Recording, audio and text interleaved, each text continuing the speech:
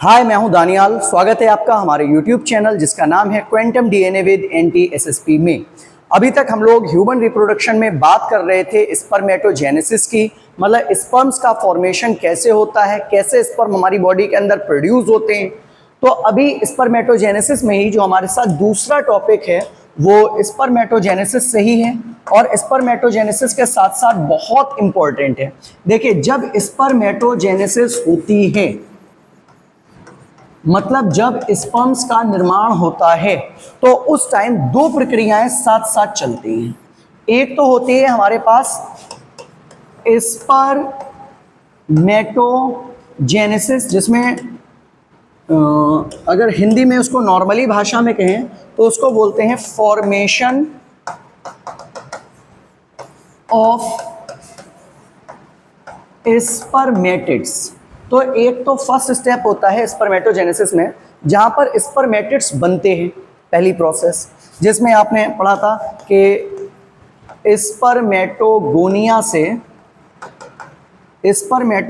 से स्पर्मेटिड बनेंगे। एक तो ये स्टेप हो गया था। दूसरा जो स्टेप होता है जिसमें हमारे पास स्पर्मेटिड बन गए तो दूसरा स्टेप आता है स्पर्मियोजेनेसिस का। अब स्पर्मियोजेनेसिस क्या है? देखो, स्पर्मेटोगोनिया में क्या था, ये डिप्लॉइड सेल थी और इन डिप्लॉइड सेल से आपने स्पर्मेटिड्स हैप्लॉइड सेल बना दी थी। ये तो आधी प्रोसेस थी। अब ये जो हैप्लॉइड सेल है, ये हैप्लॉइड सेल कौन है? स्पर्मेटिड। इन स्पर्मेटिड को अगर चेंज करना हो और इनको चेंज करके हमें किस में बदलना हो? स्पर्म्स में। तो इस प्रक्रिया को हम लोग कहते हैं स्पर्मियोजेनेसिस।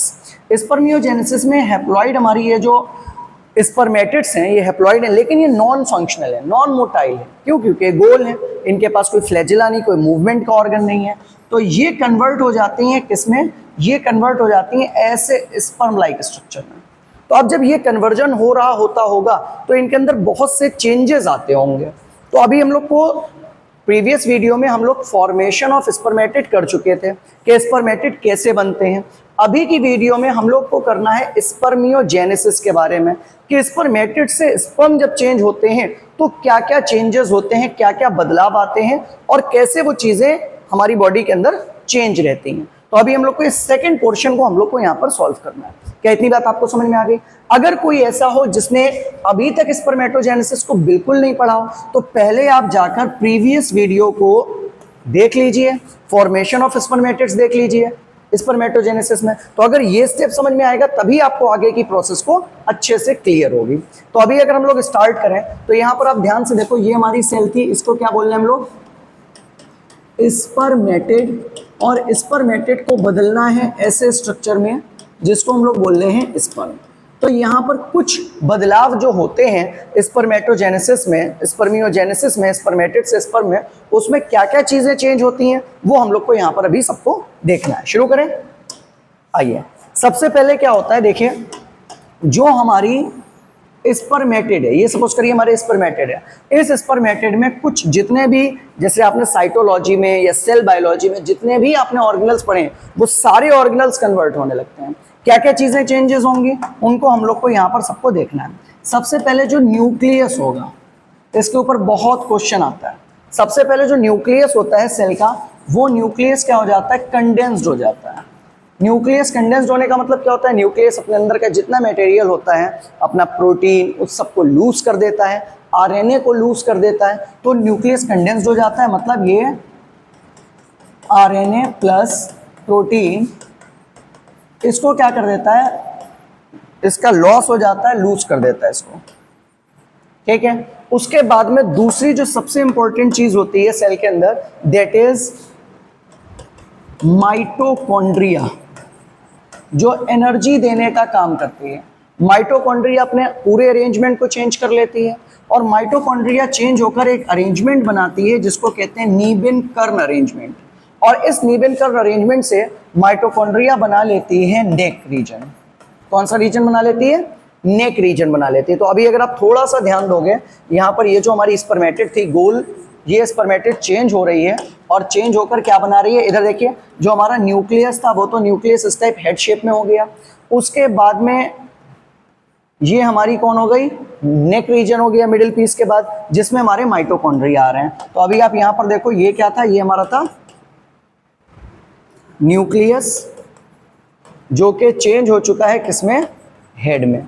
न्यूक्लियस के अंदर का सारा मटेरियल हट चुका है, सिर्फ और सिर्फ अंदर क्या पड़ा हुआ है, डीएनए पड़ा हुआ है, क्योंकि आरएनए और प्रोटीन न्यूक्लियस ने लूज कर दिया। उसके बाद में यहां पर नीबेनकर अरेंजमेंट में ये क्या आकर लग गई हमारी माइटोकॉन्ड्रिया। माइटोकॉन्ड्रिया ने नीबेनकर बना लिया। और एक और इंपॉर्टेंट पार्ट होता है जिसका नाम है गोल्जी बॉडी।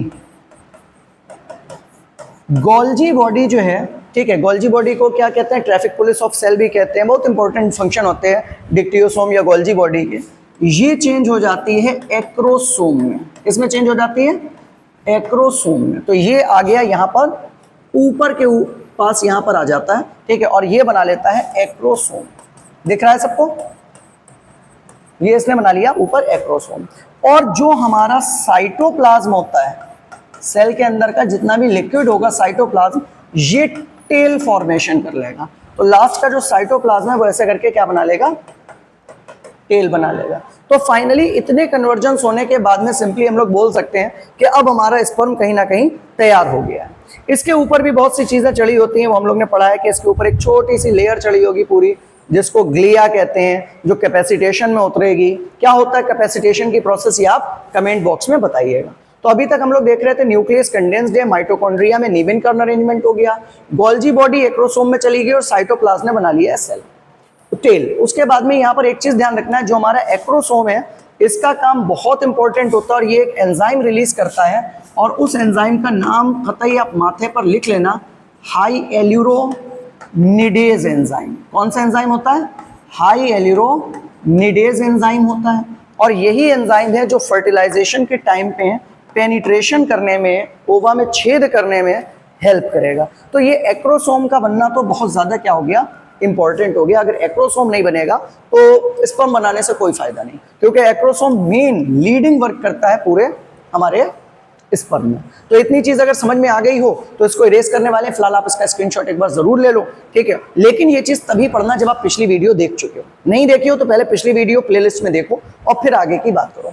चलिए, अब यहाँ पर पहला क्वेश्चन हमसे कह रहा है स्पर्मियोजेनेसिस रेफर्स टू। स्पर्मियोजेनेसिस का मतलब क्या होता है। पहला कह रहा है फॉर्मेशन ऑफ स्पर्मेटोगोनिया। क्या स्पर्मेटोगोनिया का बनाना स्पर्मेटोजेनेसिस है। उसके बाद कह रहा है transformation of spermatids into spermatozoa. Spermatid को स्पर्मेटोजोआ में बदलना। देखो, स्पर्मेटिड नॉन मोटाइल होते हैं। कैसे होते हैं, नॉन मोटाइल मतलब जो चल फिर नहीं सकते, ठीक है। और ये होते कैसे, इस शेप के होते हैं, सिर्फ गोल।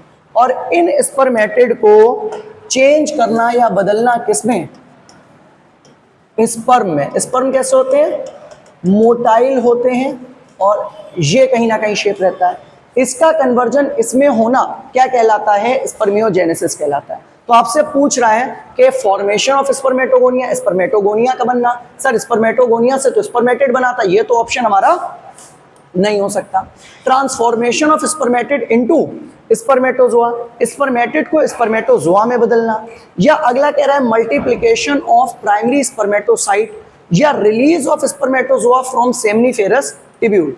स्पर्मेटोजोआ को सेमनीफेरस टिब्यूल में रिलीज करना। देखो यहाँ पर बी ऑप्शन जो है वो इससे रिलेटेड है, जिसमें कह रहा है transformation of spermatid into spermatozoa.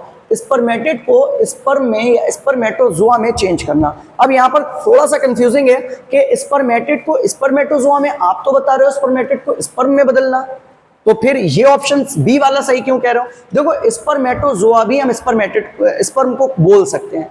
Sperm generally स्पर्मेटो हो गया, और जोआ का मीनिंग होता है कोई भी जो मूव कर सकता हो या कोई भी जो चल सकता हो या कोई भी एनिमल रिलेटेड चीज, उसको हम लोग स्पर्मेटोजोआ कह सकते हैं। तो अगर स्पर्मेटिड टू स्पर्म मिल जाए तब भी आप टिक लगा दोगे, या स्पर्मेटिड टू स्पर्मेटोजोआ मिल जाए तो भी आप टिक लगा दोगे। तो यहाँ पर सही ऑप्शन हमारा क्या हो गया, बी हो गया। क्या इतनी बात आपको समझ में आ रही है, यहां तक कोई दिक्कत। चलें आगे, आइए। अब नेक्स्ट आपका जो नेक्स्ट जो क्वेश्चन है उसमें हम लोग से पूछा गया है कि during spermiogenesis which of the following structures is form from the Golgi apparatus? कौन सा स्ट्रक्चर गोल्जी एपरेटस से बना था? अभी पीछे हम लोग ने बात करी थी कि जो गोल्जी बॉडी या गोल्जी एपरेटस होता है ये ऊपर की तरफ आकर एक्रोसोम बनाती है और एक्रोसोम से एक एंजाइम निकलता है जिसका नाम है हाई एल्यूरोनिडेज एंजाइम, या इसी को लाइसिस एंजाइम भी कहते हैं, जो पेनिट्रेशन में छेद करने में हेल्प करता है। तो अभी यहाँ पर पहला ऑप्शन एक्रोसोम, दूसरा टेल, तीसरा माइटोकॉन्ड्रिया, चौथा हेड कैप। तो अभी सही सिंपल सामने दिख रहा है क्या होता है? एक्रोसोम। तो सिंपल एक्रोसोम का फॉर्मेशन होता है और एक्रोसोम से क्या क्या काम होते हैं वो भी हम लोग यहाँ पर देख सकते हैं। क्या इतनी बात समझ में आ गई आपको? एक्रोसोम बिल्कुल टिप के ऊपर लगा होता है, बिल्कुल टिप के ऊपर। और अगर एक्रोसोम के ऊपर, जैसे ये एक्रोसोम है सपोज करो, और अगर इसके ऊपर सीमेन की या ग्लिया की कोई लेयर चढ़ी है तो ये लेयर को हटाना, इस लेयर को हटाना क्या कहलाती है? प्रोसेस। और ये फीमेल बॉडी के अंदर जाकर होती है, क्या कहलाती है? Process capacitation. और ये बहुत इंपॉर्टेंट प्रोसेस है। अगर कैपेसिटेशन नहीं होगा तो किसी हाल में भी फर्टिलाइजेशन नहीं हो पाएगा। तो ये बहुत इंपॉर्टेंट क्वेश्चन था, इस पर ध्यान रखेंगे। टेल का फॉर्मेशन कहां से होता है? साइटोप्लाज्म से। माइटोकॉन्ड्रियल शीथ माइटोकॉन्ड्रिया से ही बनती है। अगला क्वेश्चन देखिएगा आप। अगले क्वेश्चन में हम लोग से पूछा गया which part of sperm is form by the aggregation of mitochondria? कौन सा पार्ट है जो माइटोकॉन्ड्रिया के जुड़ने से, एग्रीगेट होने से बनता है ड्यूरिंग स्पर्मियोजेनेसिस? हेड। हेड कहां से बनता है? देखो हेड तो हमने स्टार्टिंग में ही पहली स्लाइड में ही आपको दिखाया, न्यूक्लियस से बनता हुआ। एक्रोसोम अभी आपने बात करी, एक्रोसोम किससे बनता है? गोल्जी बॉडी से बनता है। मिडिल पीस एंड टेल, अब टेल आपको पता है किससे बनती है? साइटोप्लाज्म से बनती है। तो फिर हमारा ये मिडिल पीस किससे बनता है? मिडिल पीस माइटोकॉन्ड्रिया से बनता है। तो अभी हमसे क्या पूछा गया? Which part of sperm is form by the aggregation of mitochondria? जल्दी से बताओ माइटोकॉन्ड्रिया से कौन सा है? ये सी वाला। देखो इसके बहुत से क्वेश्चन कंपटीशन में, नीट वगैरह में आपको मिल सकते हैं मैच द कॉलम्स में। इसके क्वेश्चन मैच द कॉलम्स में बहुत आते हैं कि इधर दे रखा है, इधर दे रखा है, आपसे मैचिंग पूछ रहा है। तो उन सारी चीजों को आप बिल्कुल ध्यान रखिएगा। इस टाइप के क्वेश्चंस आपके जरूर आएंगे, आप उसको बिल्कुल अच्छे से प्रिपेयर करके रखिए। अगला क्वेश्चन अगर आप देखें जिसमें हम लोग से पूछा गया है हाई एल्यूरोनिडेज एंजाइम, मैंने बोला था ना इसका क्वेश्चन जरूर आता है। स्पर्मियोजेनेसिस की कहीं बात होगी, हाई एल्यूरोनिडेज एंजाइम को आप जरूर याद करोगे। Hyaluronidase enzyme in sperm is located in, sperm में हाई एल्यूरोनिडेज एंजाइम कहां पर लोकेट होता है? Middle piece. Sir middle piece में माइटोकॉन्ड्रिया थी, मिडिल पीस से हाई एल्यूरोनिडेज एंजाइम का लेना देना नहीं है। टेल साइटोप्लाज्म से रिलेटेड है, टेल का भी कोई लेना देना नहीं। फिर आ गया हमारा कौन? एक्रोसोम। तो एक्रोसोम से ही अभी तक हम लोग की बात हो रही है, क्या रिलीज होता है? एक्रोसोम से। और एक्रोसोम क्या करना, एक्रोसोम ही लिख दिया। एक्रोसोम कहां से रिलीज होता है? एक्रोसोम निकलता है किससे? गोल्जी बॉडी से। और यही एक्रोसोम हेल्प करता है किसमें? पेनिट्रेशन में। पेनिट्रेशन मतलब ओवा में छेद करने के लिए, और पेनिट्रेट करने के लिए एक स्पेसिफिक एंजाइम होता है जिसका नाम है हाई एल्यूरोनिडेज एंजाइम। तो अभी यहां पर सही ऑप्शन क्या हो जाएगा हमारा? एक्रोसोम। एक्रोसोम से ही आपका हाई एल्यूरोनिडेज एंजाइम निकलता है। न्यूक्लियस, न्यूक्लियस में सिर्फ क्या होता है? डीएनए होता है जो कि जेनेटिक मटेरियल का काम करता है, या हेरिडिटी। अगर कोई आपसे यहाँ पर ये पूछे कि इनमें से हेरिडिटरी मटेरियल कौन सा है तो पर हम न्यूक्लियस पे लगाएंगे, अदरवाइज हमारा सही आंसर एक्रोसोम रहेगा। क्या इतनी बात आपको समझ में आ गई? कितने आसान क्वेश्चन है। अगर एक बार आपने कॉन्सेप्ट क्लियर कर लिया तो सारी चीजें आपको ये इजी सॉल्व होती जाएंगी। अगला देखिएगा फिफ्थ क्वेश्चन, और फिफ्थ क्वेश्चन में हम लोग से पूछा है which of the following changes occurs during spermiogenesis? Spermiogenesis के टाइम में कौन से चेंजेस होते हैं? पहला कह रहा है कंडेंसेशन ऑफ न्यूक्लियस, कि सबसे पहले जो आपका न्यूक्लियस है वो क्या कर जाता है? कंडेंस्ड कर जाता है। मतलब जो ये सेल है स्पर्मेटोजेनेसिस थी, इसमें जो न्यूक्लियस था, ये न्यूक्लियस बिल्कुल सिकुड़ जाएगा और सिकुड़कर ऐसे हेड लाइक स्ट्रक्चर बना लेगा। तो ये बात तो होती है। सेकंड क्या कह रहा है, डेवलपमेंट ऑफ फ्लैजिलम के फ्लैजिलम, अच्छा यहाँ पर ये जो आपको टेल दिखाई गई ना, ये जो टेल लाइक स्ट्रक्चर है, ये टेल ही किसका काम कर रहा है, फ्लैजिला का। क्या होता है फ्लैजिला, जो मूवमेंट में हेल्प करे वो क्या कहलाता है, फ्लैजिला कहलाता है। अच्छा यहाँ के एक चीज और याद रखना, यहाँ की जो फ्लैजिलम है उसमें कैसा अरेंजमेंट होता है, 9+2 का अरेंजमेंट होता है। कैसा अरेंजमेंट होता है, 9+2 का अरेंजमेंट होता है। अब ये 9+2 फ्लैजिलम अरेंजमेंट क्या होता है, कौन से ऑर्गेनिज्म हैं जिनमें 9+2 अरेंजमेंट नहीं होता है फ्लैजिला में, इस बात को आप कमेंट बॉक्स में जरूर बताइएगा। ये क्वेश्चन बहुत इंपॉर्टेंट है, पूछा जाता है। उसके बाद में अगला हमसे कहा है फॉर्मेशन ऑफ एक्रोसोम, के यहाँ पर एक्रोसोम बन जाता है। तो भाई ये तो तीनों काम स्पर्म में हो रहे हैं, एक्रोसोम भी बन रहा है, न्यूक्लियस कंडेंस्ड भी हो रहा है और फ्लैजिलम भी डेवलपमेंट हो रहा है जिसमें 9+2 अरेंजमेंट है। अगला कह रहा है ऑल ऑफ द अबव, जब ऊपर के तीनों सही हैं तो हम यहाँ पर क्या लगा देंगे, ऑल ऑफ द अबव का हम लोग टिक लगा देंगे। क्या आपको इतनी चीज समझ में आ गई, पक्की बात है। तो ये हम लोग के कुछ सिंपल सा क्वेश्चन थे स्पर्मियोजेनेसिस पे।